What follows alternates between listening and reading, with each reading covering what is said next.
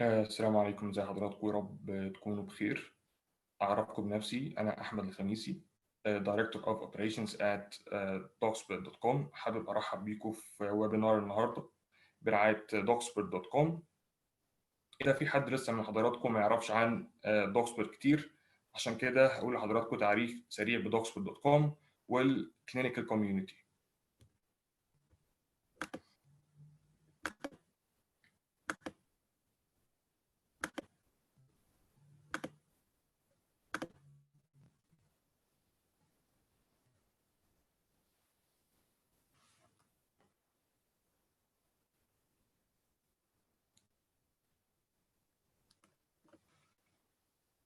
dogsbird.com stands for Expert Doctors, which is a UK-based company with an office at Cairo, Egypt, which connects doctors and their patients to world-leading doctors in the UK, the US, and Western Europe. All the founders are clinicians, and the aim behind dogsbird.com is to really help in improving the healthcare in the Middle East and to always support the patients and the treating doctors. We at dogsbird.com have a network of international expert doctors. All of them work for reputable hospitals and institutions. They all have extensive expertise in their specialties, and all of them have a very good research profile with other indicators of esteem, like being members and heads of national committees or examination boards. Our network of international expert doctors covers more than 40 specialties and subspecialties like oncology, obs-gyn, orthopedics, neurology, ophthalmology, and more. في dogsbird.com احنا بنقدم خدمة الميديكال كونسلتيشن بثلاث طرق. الطريقة الأولى هي getting a detailed medical report, including the diagnosis, recommended treatment plan, and answering all the questions. الطريقة الثانية هي فيديو كونسلتيشن مع الانترناشونال اكسبرت دكتور. والثالثة هي عرض الحالة على مالتي ديسيبلينري تيم، وهي لجنة طبية متعددة التخصصات. زي إننا ممكن يبقى عندنا ميديكال كيس نعرضها على oncology expert وsurgeon وباثولوجيست pain management expert. كمان احنا في dogsbird.com عندنا ميزة كبيرة that we have a very innovative communication and case presentation system. عندنا سيستم داخلي بيسهل التواصل وعرض الكيسز بشكل comprehensive. الاكسبرت دكتور ابرود يقدر يشوف عليه كل الميديكال انفورميشن والانفستيجيشنز، منها الام ار ايز والسي تي سكانز بسهوله. طبعا ده بيخليه يقول الميديكال اوبينيون بتاعه بشكل ادق، وبالتالي نوصل لنتائج احسن. اقدر اقول ان كل الدكاتره باختلاف درجاتها العلميه وخبراتها بيحتاجوا في اوقات انهم to have the opinion of somebody else، خصوصا في الكومبلكس كيسز، وهي عددها طبعا زي ما احنا عارفين مش قليل. عشان كده احنا عملنا dogsbird.com clinical community عشان نسهل على الدكاتره في مصر انهم يتعاونوا مع اكسبرتس بتخصصاتهم لتقديم افضل خدمه صحيه للبيشنتس بتوعهم. وطبعا اشتغلنا على اننا نقدم فوائد ومميزات كويسه جدا لل dogsbird.com clinical community members. خليني سريعا اقول لحضراتكم البروسيس بتاعت اني كدكتور عندي كيس محتاجه سكند اوبينيون من انترناشونال اكسبرت دكتور، اقدر اعمل ده ازاي بسهوله عن طريق dogsbird.com. احنا عندنا الميديكال فورم مخصوصه عباره عن ريفيرال فورم، حضرتك كدكتور تقدر انك تستخدمها في عيادتك، وبتملى فيها simple information about your patient, and then you just photograph the form with your mobile phone and send it over the email or WhatsApp. بعد كده our in-house medical team، عندنا فريق من الدكاترة بياخد الريفيرال فورم من حضرتك وبيكمل الكيس فايل وبيستعين بترشيح حضرتك للسبيشالتي اوف ذا اكسبرت اللي المفروض الكيس تتبعت له، والبيشنت بيدفع مقابل الخدمه. لما الميديكال ريبورت من الاكسبرت بيوصل بنبعته لحضرتك على طول عشان حضرتك اللي تناقشه مع البيشنت بتاعك. يعني ببساطه we take all the hassle from you and you have total control of the process. البنفيتس اند بيركس اللي بتقدمها doxper.com من خلال الكلينيكال كوميونتي كتيره. اول حاجه networking with world's leading international doctors and increasing your international connections. كمان ده بيزود التراست of your patient بحضرتك، انك دايما بتسعى انك تقدم له افضل خدمه يستحقها. وطبعا ونقطه مهمه to retain the patient with you instead of having second, third and fourth opinions elsewhere. كمان دي بتبقى إمكانية كويسة for income increase عن طريق فيز الإشراف على الحالة اللي حضرتك بتحصل عليها من doxper.com مع كل referred case عند حضرتك. بالإضافة لأن بيكون فيه بشكل دوري ومستمر webinars and case discussions بتغطي جزئيات مهمة medical وبتكون حاجات مفيدة وعلى مستوى عالي. كمان في إمكانية السفر and having an observership with the experts sponsored by doxper.com. And all of that is for the benefit of our clinical community. So how to get started? It is a simple process. Just visit community.doxper.com, fill in the application, and we will get in touch with you, let you know all the details, send you all the needed documents as a starter pack, and welcome to doxper.com clinical community. أتمنى ما كنتش طولت على حضراتكم. دلوقتي I would like to introduce Dr. Niharika Duggal, who is a lecturer in the Institute of Inflammation and Aging, Birmingham University, UK. She holds a PhD in immunology from Birmingham University, with research focusing on exploring the role of immune aging as a contributor to pathological conditions that affect older adults with a higher incidence than the young, such as rheumatoid arthritis and Clostridium difficile infections. She's also interested in examining the role of potential interventions in reversing the immune aging clock. To talk about combating coronavirus, evidence-based interventions to boost your and your patient's immunity.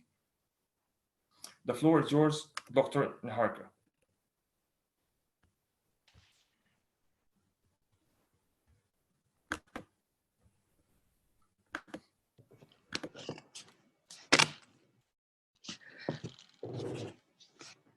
Hello. Hello, everyone. I hope you all are safe in the current crisis. Thank you for such a lovely introduction. So I look forward for today's webinar, in which I'll go through some of the potential interventions that we have been working on to boost our immune system, which I think is very timely in the current pandemic that we all are facing.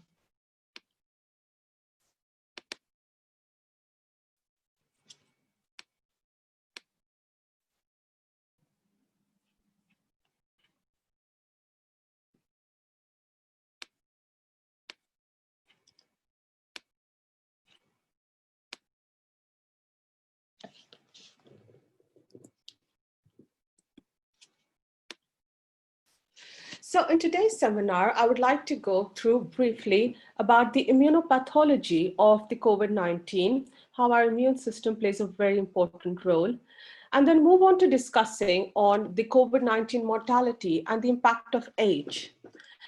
And then discuss about how the aging immune system is a cause for concern in this pandemic. And lastly, potential interventions on how we can stay fit and boost our immune system. So just a little overview of our immune system. It's not a single entity, but comprises of a number of cells, which all have very specific functions, and they work in harmony together to provide defense against disease-causing microorganisms. And this works via a two-tiered system.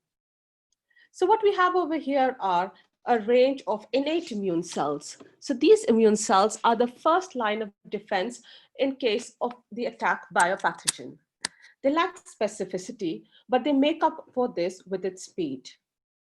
And on the other hand, over here, we have our adaptive immune arm, which is primarily consists of the T cell and the B cell. They are slower to respond, but are skilled with precision.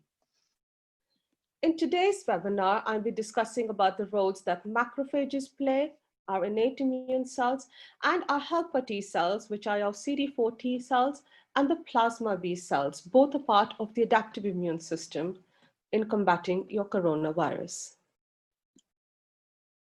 So moving towards discussing how the novel SARS-CoV-2 virus affects us. Firstly, how does it enter into the target cells?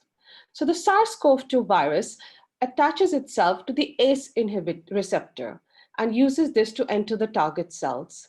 The ACE2 is mainly expressed in a subset of cells in our lung, specifically in our type 2 alveolar cells.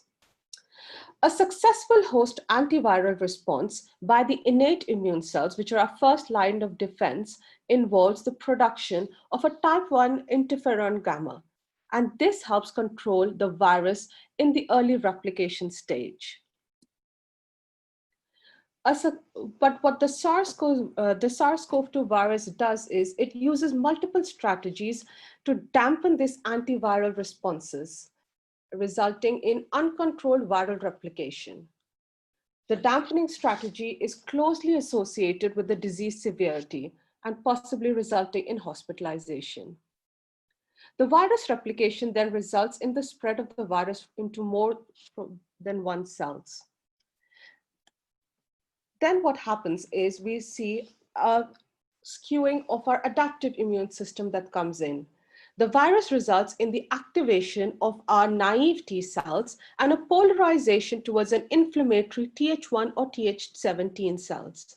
And these contribute towards an exacerbated inflammatory immune response, which is known as the cytokine storm, resulting in severe lung damage, pneumonia, and also in the ARDS. Another type of immune cell are B cells. They can also play a very important role in providing protection against the SARS-CoV-2 virus via production of antibodies. And these antibodies help neutralize the virus. So scientists and clinicians have learned so far about the broad spectrum in the COVID-19 disease presentation. While majority of the SARS-CoV-2 infected patients have a mild disease, about 14% of the confirmed cases progress to a severe phase.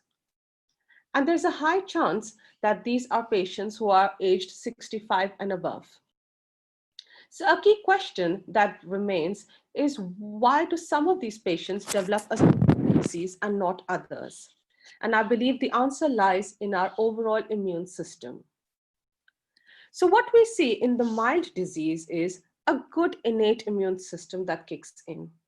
And this can possibly stop the virus expansion, prevent this cytokine storm from happening, and the infiltration of other innate immune cells, such as your neutrophils, into the lungs, and preventing ARDS and severe disease.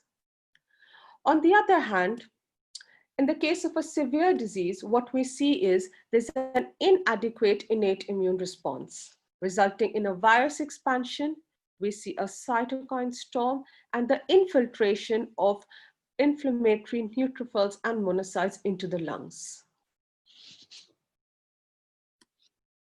Scientists all around the world are working on potential treatments for the COVID-19. And current clinical approaches include a combination of antiviral drugs and immunomodulatory drugs. Antiviral drugs that have been used in other illnesses are currently a part of clinical trials worldwide, including the UK, and a potential mechanism by which they act is via suppression of the viral replication of our virus. However, the key immunomodulatory treatment strategies that have gained attention currently are, firstly, the use of glucocorticoids, such as dexamethasone. And what has been shown so far is that this dexamethasone can actually suppress your immunopathological damage. And the way it does this is via suppression of your cytokine storm. Other immunopathological targets that we are currently being used include selective cytokine inhibitors. such as your tocilizumab. And what this does is it's a recombinant human monoclonal antibody, which is specifically directed against your IL-6 receptors. So these immunomodulatory drugs have the potential to curb the cytokine storm and reduce lung damage and mortality in these patients. So although no age group is protected from the SARS-CoV-2, advancing age has been identified as an independent risk factor for severe COVID-19. The current statistics from the COVID-19 pandemic have indicated an increased rate of infection, severity, and mortality that is shown over here. And they all are age-related, with approximately 90% of the confirmed cases and 40% of the excess death in over 60-year-olds in the UK. So why is it that the COVID-19 is so deadly for older adults? So the answer lies within our immune system. What happens with age is we see a state of low-grade systemic inflammation in older adults that occurs even in the absence of any infections or chronic diseases.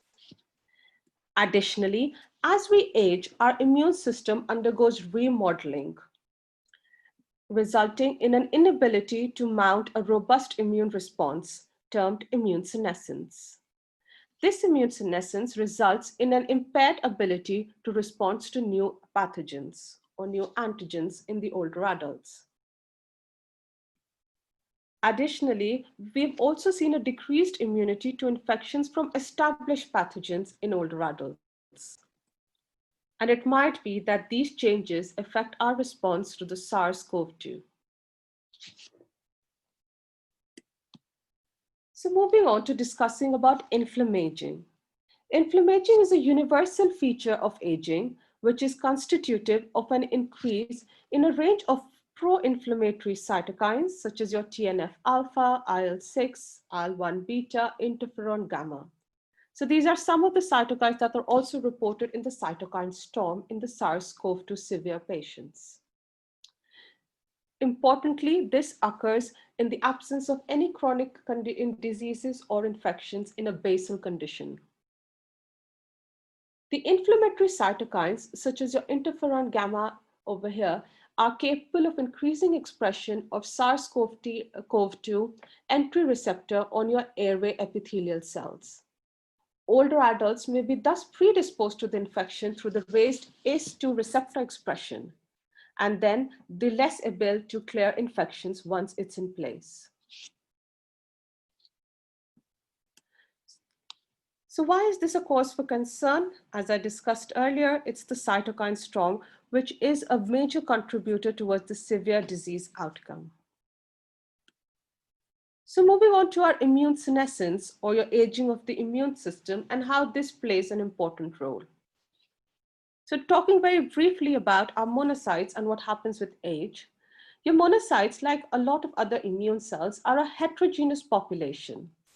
They can be classified into 3 different subsets on the basis of expression of 2 receptors, the CD14 and the CD16 receptor.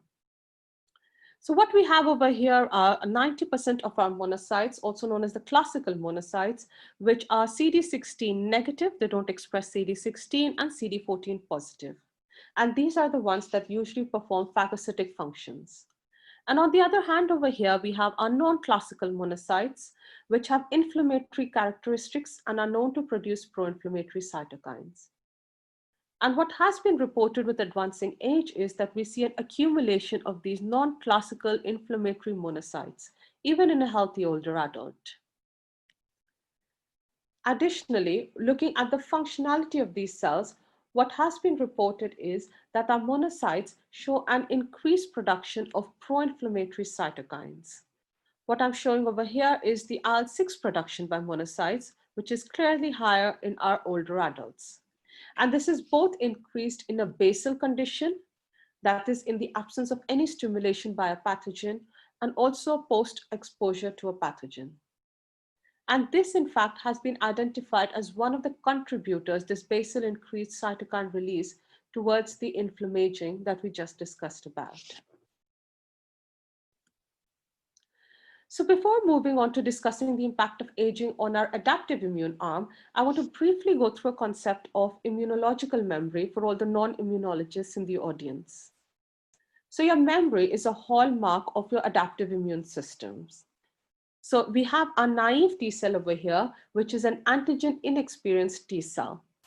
And when they encounter an antigen, they undergo rapid proliferation and activation. And however, once this pathogen has been cleared and the infection is under control, we still have a little pool left behind of differentiated memory cells.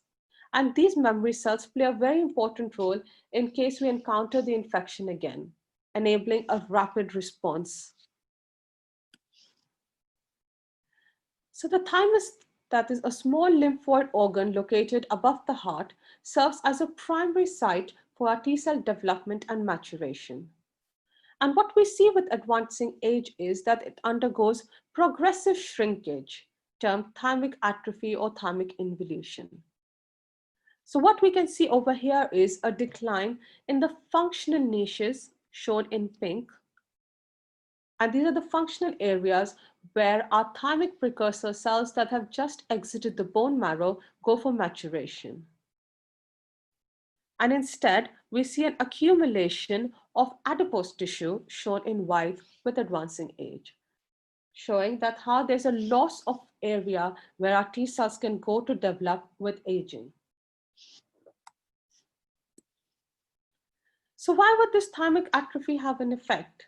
This age-associated thymic involution is characterized by a loss of the number of naive T cells that are being produced. So what we see in an older adult is, due to this thymic atrophy, there's a reduced production of naive T cells. And on the other hand, what we see is a build-up of memory T cells. So these are those T cells that have previously encountered an antigen. Additionally, we have also seen an accumulation of senescent T cells. Senescent T cells are those T cells that have reached their proliferation capacity and they can't undergo any further proliferation, but they're still functional.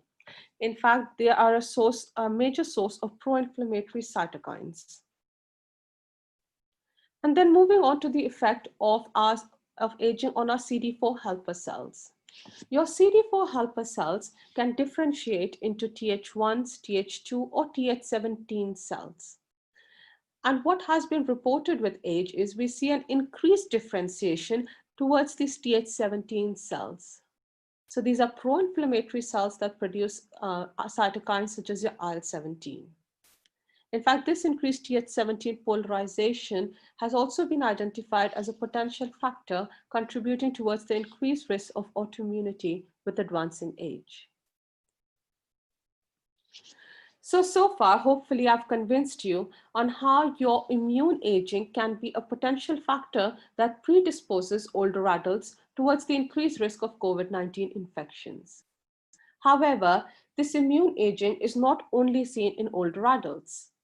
Accelerated immune aging has also been reported in individuals suffering from a range of chronic diseases. For instance, individuals suffering from diabetes. In these patients, we have seen the classic features of inflammaging, and they also show the polarization of monocytes towards a pro-inflammatory phenotype.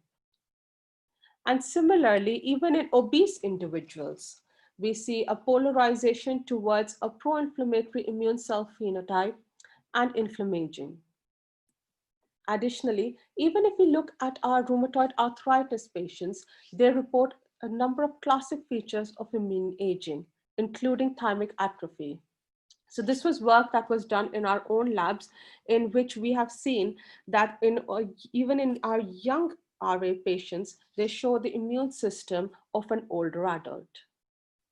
And all of these groups that I've discussed above are those which fall into the clinically vulnerable group of SARS-CoV-2.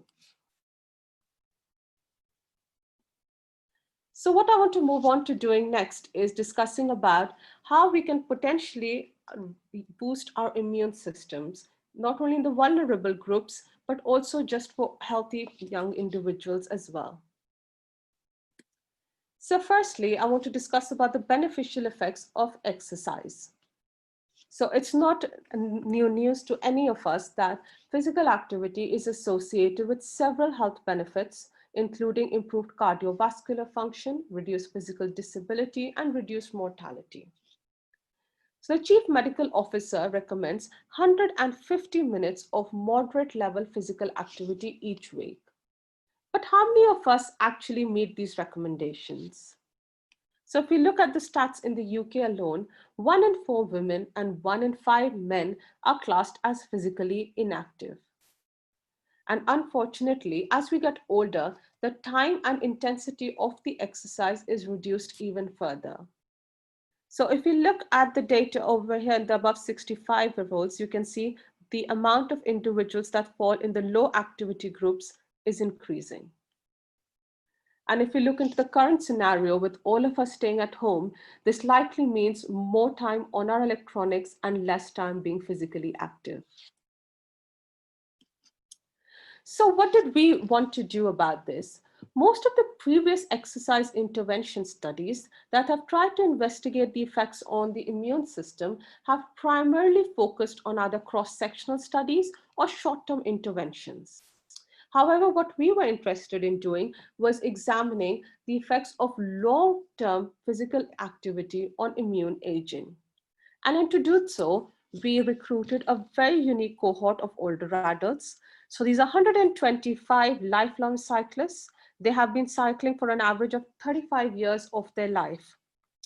And the inclusion criteria was they should be able to do 100 kilometers in less than 6.5 hours, or for females, it was 60 kilometers in 5.5 hours. And if we looked at the mean amount of time that they cycled in this cohort, it was about 700 kilometers per month. So they were very, very physically active. So what happened when we looked at the thymic functioning in these adults? So I previously discussed about how with age we see a decline in the thymic output.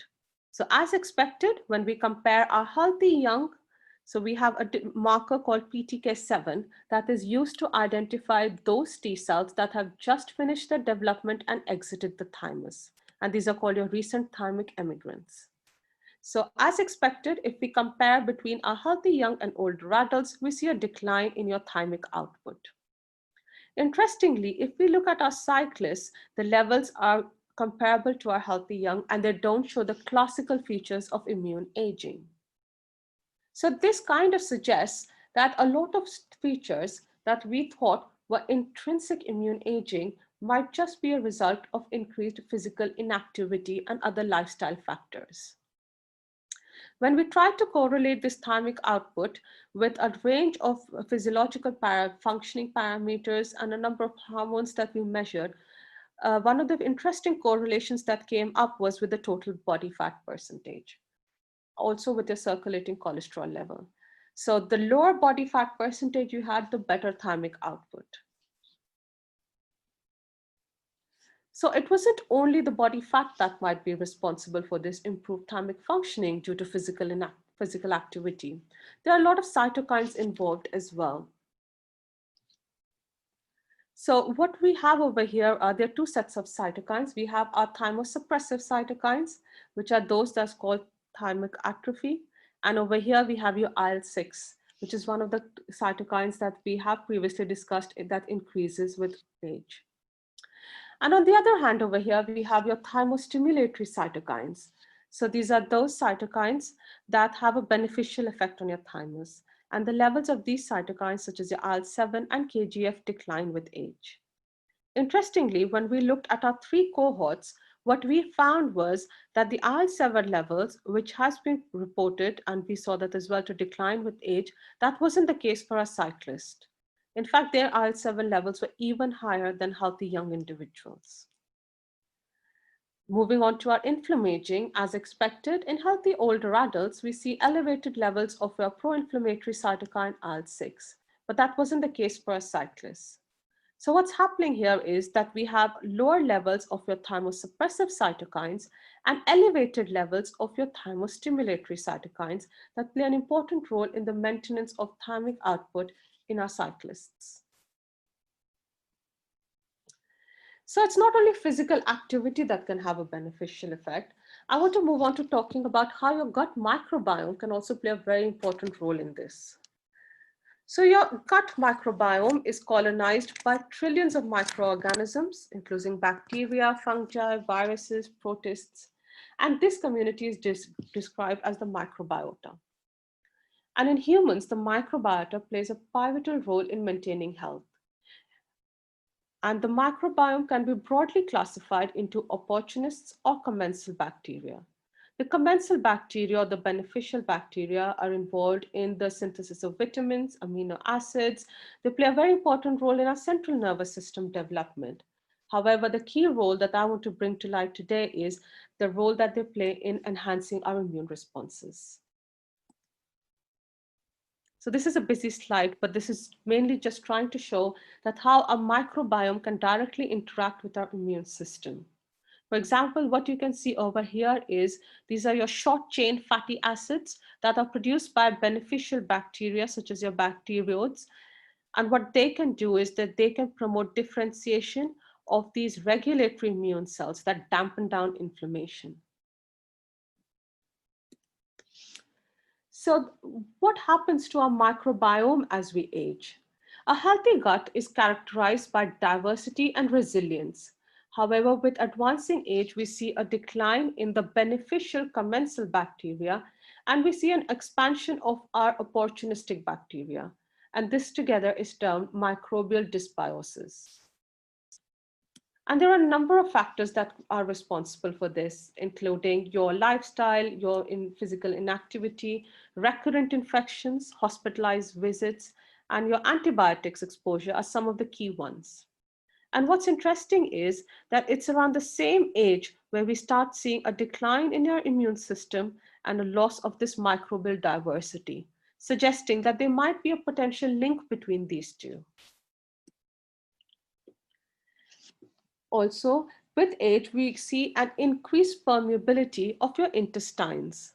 So what we have over here in a young individual with a balanced microbiota is there are very tight junctions between the epithelial cells of your gut membrane.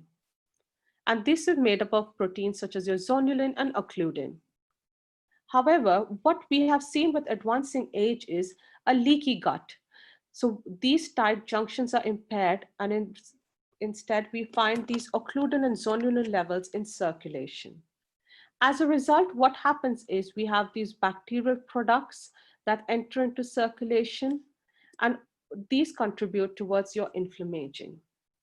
And this is primarily a cause for concern even for those patients who have just encountered SARS-CoV-2, because they're usually put on antibiotics, which could increase this intestinal permeability and inflammation and could potentially have a long-term effect.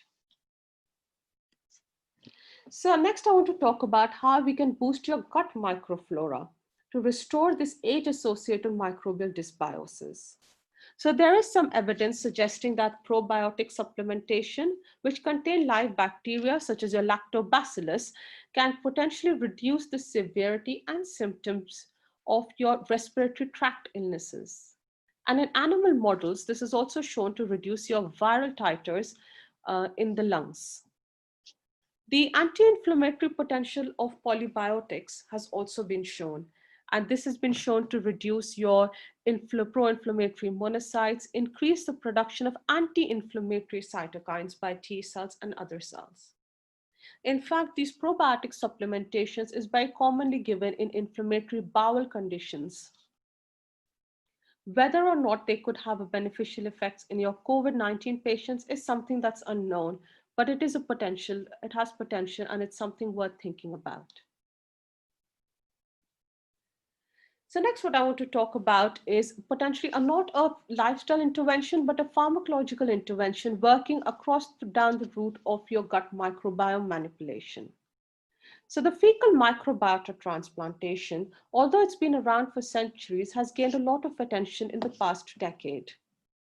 Your fecal microbiota transplant is the transfer of your feces from a healthy donor, and this is commonly given to those individuals suffering from gastrointestinal tract disorders, such as your C. difficile infection patients or your inflammatory bowel diseases. And it's something that we're doing extensive research in Birmingham. So what we have seen here is, so primarily, how does this work? Your FMT can restore the microbial diversity. So the loss of microbial diversity is not only observed with advancing age, but it is also reported in inflammatory conditions. So your FMT can help restore it. It can also increase the short chain fatty acids, which have a beneficial effect on your immune system.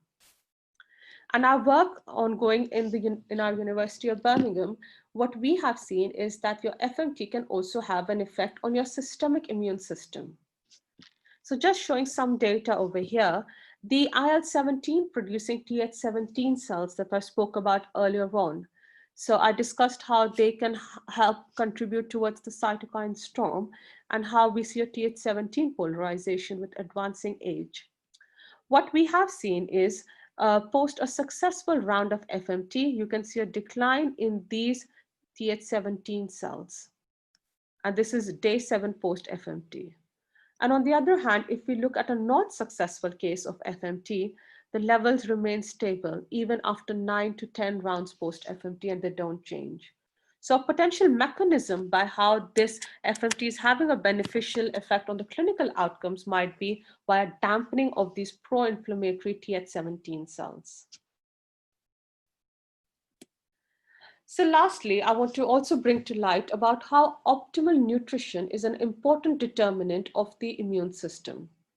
And one diet that has been particularly shown to have an anti-inflammatory effects is the Mediterranean diet. This diet involves low in saturated and high in monounsaturated fats, high carbohydrates, and the key bit over here being increased fiber intake. In addition to anti-inflammatory effects, it's also been shown that individuals on this diet show less cognitive defects and overall better health.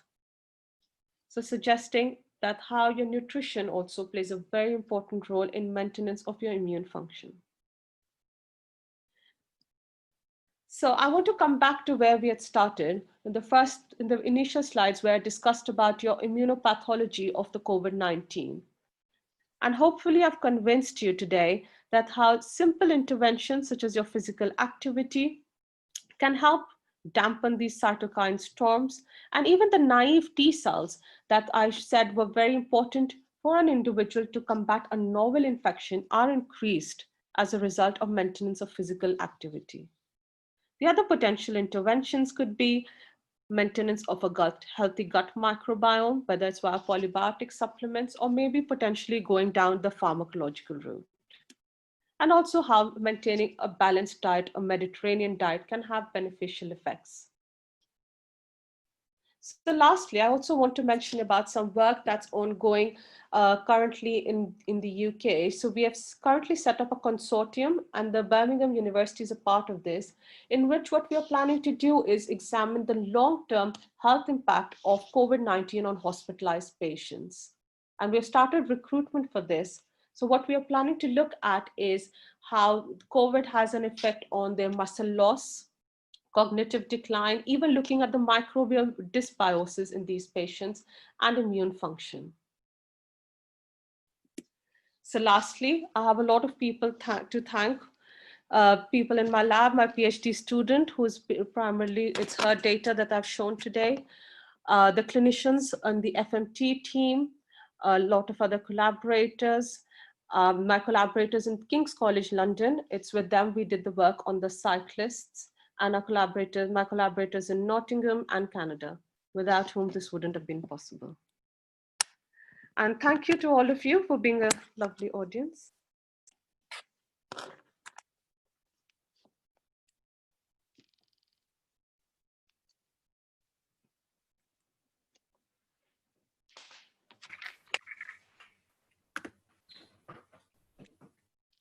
Thank you, Dr. Niharika, for this very informative presentation. We have some questions for you. Yes. The first one is, how long does immunity to COVID-19 last after infection? That's a very interesting question, but unfortunately, we still don't have the answer to that. So far, we have just been estimating this on the basis of how long it lasts from the previous SARS infection that we had a couple of years ago. And if we look at so the way we can possibly look at this is looking at your antibody titers, the antibodies that your B cells are producing. And if we look at the first SARS infection, we could see some antibodies even, I think the longest study looked 18 months post the infection and they were still detectable. For COVID-19, we still don't have the data, but that's one of the things that we plan to do at Birmingham as well in our phosphor COVID cohort. So we do have the baseline antibody titers on this, and then we want to follow them up long term. The plan is potentially 2 years. So I hope that answers this question. Also, what does it mean to develop a vaccine for COVID-19? There are a lot of things. The first thing would possibly finding a potential suitable target. So that's why different trials are working on different targets. So if you look at the COVID vaccine, the receptor is very complicated. It has your M-protein, it has your spikes. So it just depends on finding the right conjugate. The other challenge with the vaccine would be that even if we make a vaccine, the key challenge being is actually generating a beneficial immune response to the vaccine is not seen in everyone. So one of the key challenges that we face, especially in our older adults, is that we don't see a good vaccine response. So even if you vaccinate them, the immune system is so weak that it doesn't have a proper response.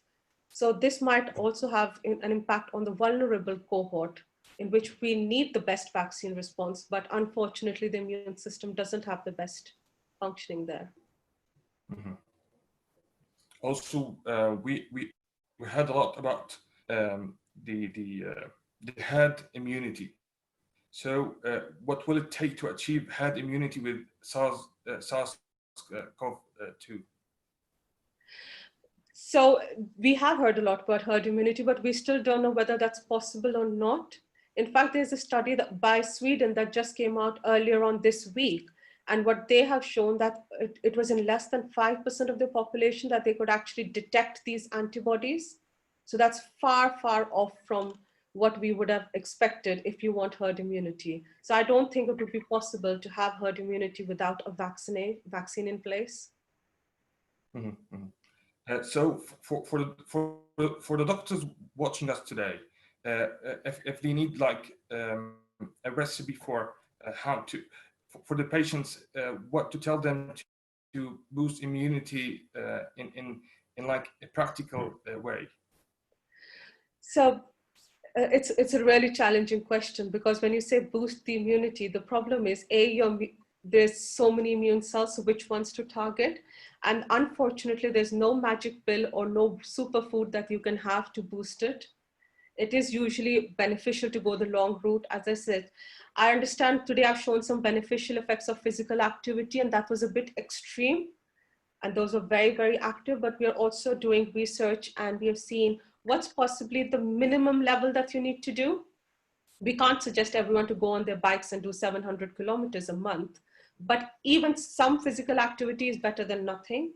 In another study, what we have seen was that even if we compared those individuals who did about 4,000 steps a day to those who did 12,000, you see a beneficial effect. So simple things like walking, taking the stairs, going up and down, just moving.